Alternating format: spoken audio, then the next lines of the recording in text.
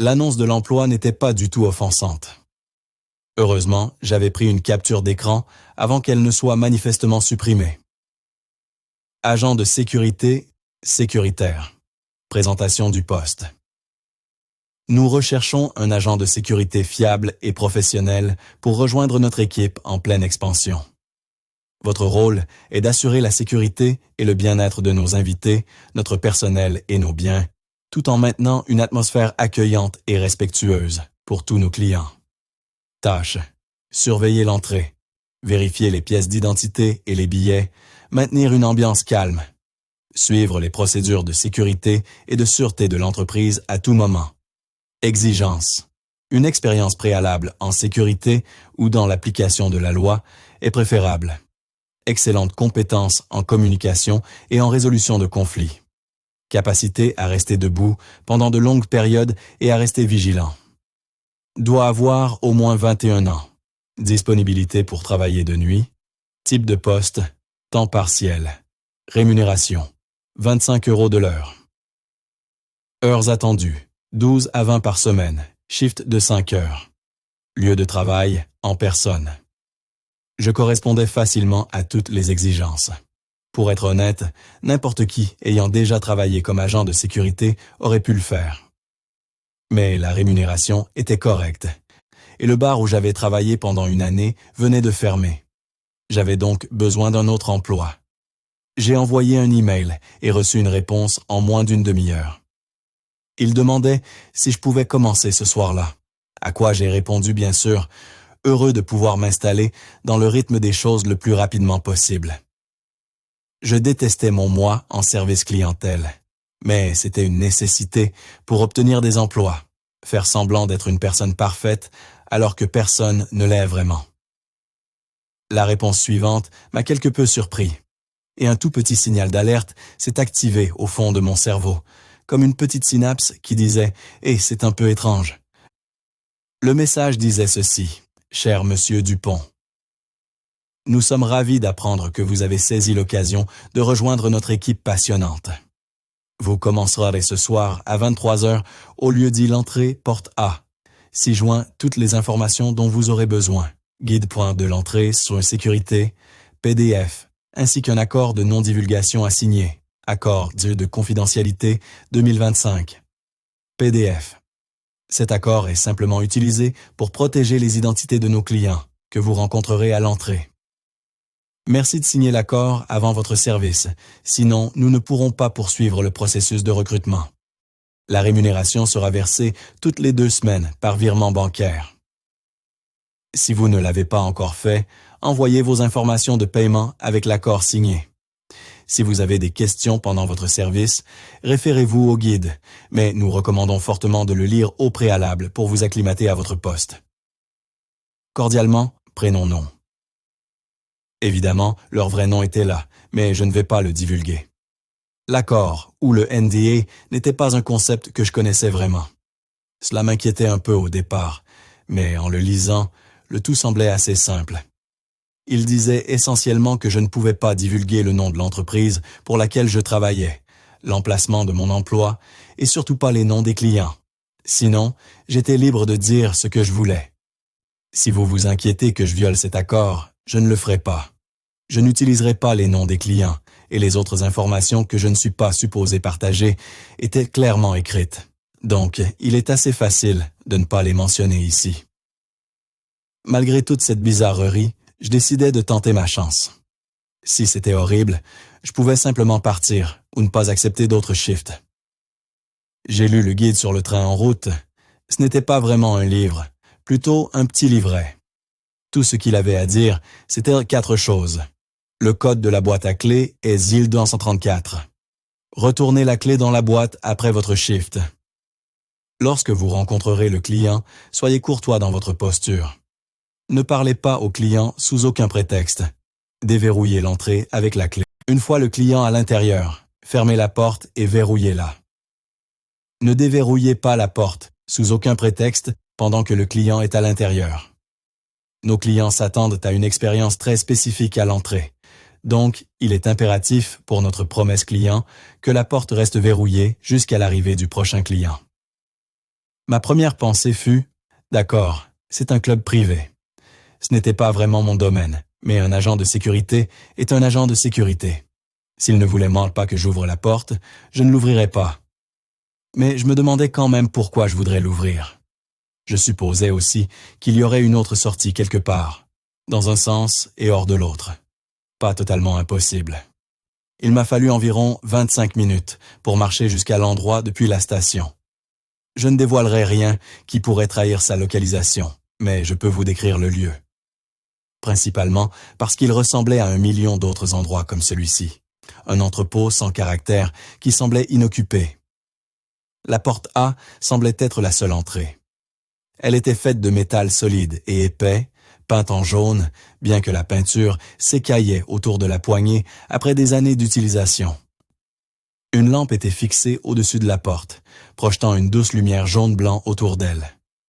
Aucune autre lumière n'était allumée, ce qui rendait le lieu facile à repérer. L'endroit avait une atmosphère un peu étrange, tant c'était silencieux. À côté de la porte, scellée dans le béton, était une boîte ressemblant à celles utilisées pour les Airbnb. Y étaient inscrits les mots « scellé de porte »,« retour à la fin du shift ». J'ai entré le code et l'ai ouverte, prenant la clé et refermant la boîte. Je voulais essayer si la clé fonctionnait, peut-être même jeter un coup d'œil à l'intérieur, mais quelque chose en moi n'était pas d'accord. Si c'était un club privé ou quelque chose dans le genre, je ne pense pas qu'ils apprécieraient qu'un agent de sécurité se mette à regarder. Donc, j'ai réprimé ma curiosité, vérifiant ma montre, 22h58, et me suis planté là, à côté de la porte. Ensuite, il ne restait plus qu'à attendre. Ce n'est pas totalement inhabituel d'avoir un job comme ça. Certes, généralement, on arrive un peu plus tôt, on discute avec le propriétaire ou quelque chose du genre. On obtient une badge de sécurité et tout le reste dont on a besoin pour la nuit. Mais comme la plupart des emplois étaient identiques, parfois j'arrivais pour un job dans un bar et je ne recevais qu'un hochement de tête du propriétaire, qui me désignait où je devais me tenir pour la nuit, à déraciner des types ivres les uns des autres en me faisant insulter par des jeunes avec de fausses cartes d'identité. Donc, peu importe, pensais-je, moins de tracas. Mais quand même, c'était juste un peu trop étrange pour que je ne réfléchisse pas en attendant. Peut-être aussi parce que tout était silencieux, devant la porte et au-delà. Et personne ne sortait, ni n'entrait. Il était probablement un peu plus de 30 minutes plus tard, quand j'entendis une voiture entrer dans le petit parking au bout de la propriété. Un homme en sortit, regarda autour de lui, puis commença à marcher vers moi. Quand il fut assez près, je me suis forcé à sourire, en lui relevant la tête. L'homme était plus jeune que je ne le pensais, peut-être dans la trentaine. Sa calvitie avait suffisamment reculé pour que le rasage devienne la meilleure option. Mais l'homme portait un costume élégant, taillé à la perfection. Il dégageait l'aura de quelqu'un qui s'était enrichi sans vraiment le vouloir. Un homme qui avait assez d'argent pour ne pas se soucier de sa tête dégarnie.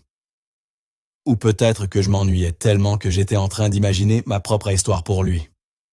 Il hocha la tête, montra son billet, un petit papier mentionnant l'entrée et des billets d'admission avec son nom, et sa pièce d'identité pour correspondre, et j'ouvris la porte. Je n'ai pas regardé à l'intérieur, mais je pouvais voir une lumière pâle, clinique, briller paresseusement comme de vieux fluorescents, et l'odeur qui s'échappait comme des vêtements humides.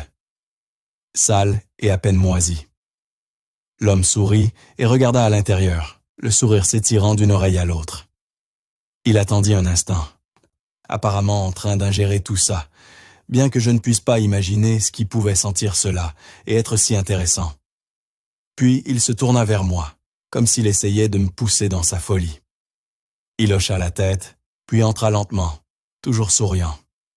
Quand j'étais sûr qu'il était bien à l'intérieur, j'ai lentement fermé la porte derrière moi. Avant qu'elle ne se referme, j'ai entendu le murmure « c'est bien réel ». Je me suis demandé combien de clients l'entreprise avait chaque nuit. Il avait fallu un moment avant que le premier n'arrive, donc peut-être une poignée. Mais, encore une fois, la nuit était déjà bien avancée. Alors, qui sait quand étaient les heures les plus actives? Aucun bruit ne s'échappait. L'homme était entré pour voir ce qui se trouvait à l'intérieur, laissant mon esprit se noyer dans l'ennui abject. Je suis resté là jusqu'à presque 4 heures du matin. Personne d'autre n'était entré. Je n'ai même pas entendu de voiture pendant tout ce temps. J'ai vérifié ma montre patiemment, déterminé à ne pas partir trop tôt. Qui savait s'il me suivait par une caméra cachée? Je ne voulais pas perdre ce boulot. Un combat ennuyant contre des ivres et des jeunes dans un bar de sport en centre-ville. Du moins pour l'instant. Il était presque 4 heures moins 5 quand quelque chose a frappé à l'intérieur de la porte, faisant trembler les gonds. Je sursautais de peur, mes muscles froids me faisant ressentir le besoin de réagir. En me retournant, le coup fut suivi de plus de secousses. Quelqu'un frappait à l'intérieur de la porte. « Aide-moi, laisse-moi sortir, ça arrive !» criait l'homme à l'intérieur. Maintenant, bien que le guide ait dit de ne laisser personne sortir, c'était manifestement une urgence. J'avais vu assez de choses pour savoir quand la situation devenait sérieuse, et c'était l'un de ces cas. J'ai attrapé la clé de ma poche et l'ai insérée dans la serrure. Elle a rebondi, tandis que l'homme de l'autre côté frappait encore une fois, la faisant tomber au sol. En me baissant pour la ramasser, une voix est venue derrière moi.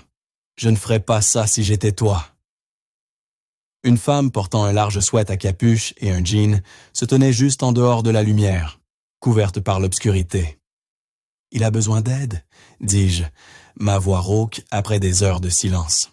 « C'est justement le but », dit la femme, sans hésitation ni danger dans sa voix. « Maintenant, mets les clés dans la boîte. Ton service est terminé. »« Qui tu es, bon sang ?» criai-je, serrant les clés dans ma main. Je réalisais qu'elle s'était repliée en un point. L'autre homme continuait à frapper la porte. La femme s'avança dans la lumière. « Tout va bien. J'ai le prochain service. Alors, mets juste les clés dans la boîte et rentre chez toi. Tout va bien. C'est comme ça que ça doit être. » Les coups cessèrent, laissant l'air dans un silence soudain et awkward. Puis un bruit semblable à un monde sur le point de s'écrouler. Quelque chose entre une corne de brume et un animal mourant, avec une tonalité englobant tout le spectre, un battement résonnant dans ma poitrine et des aiguilles plantées dans mes oreilles. Je ne sais pas combien de temps cela a duré.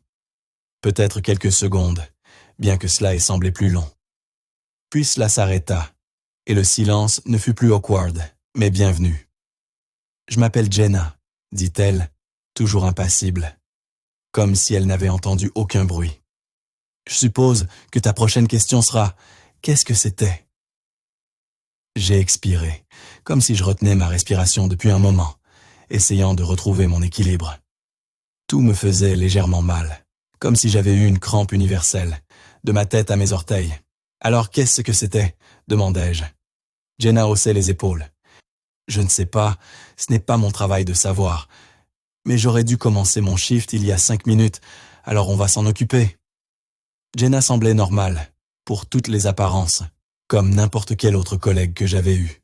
Même si sa capuche cachait la plupart de son visage, je pouvais voir qu'elle était forte. Épaules larges. Et sa mâchoire était serrée, ses yeux affûtés. Un bon look pour une agent de sécurité. Je regardai les clés, puis les mis dans la boîte. « Je ne devrais pas te les donner ?» demandai-je, réalisant l'évidence. « Si tu travailles ici, je veux dire. Je suis supposé les prendre dans la boîte, donc je vais les prendre dans la boîte. » Une multitude de pensées tourbillonnaient dans ma tête, chacune s'accrochant un moment, puis se lâchant. Était-ce illégal?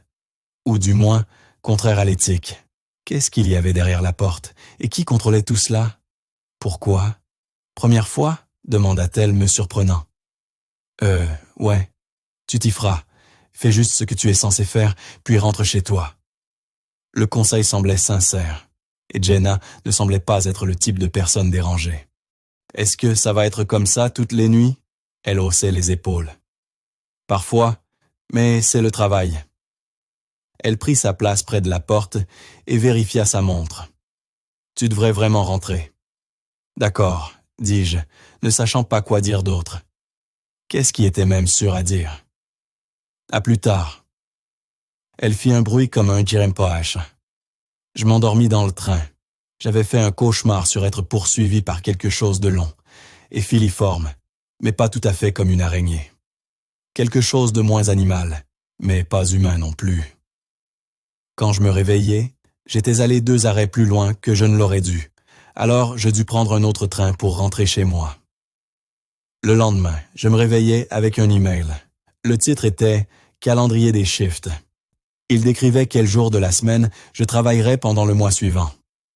Et mon prochain shift devait commencer dans environ 8 heures.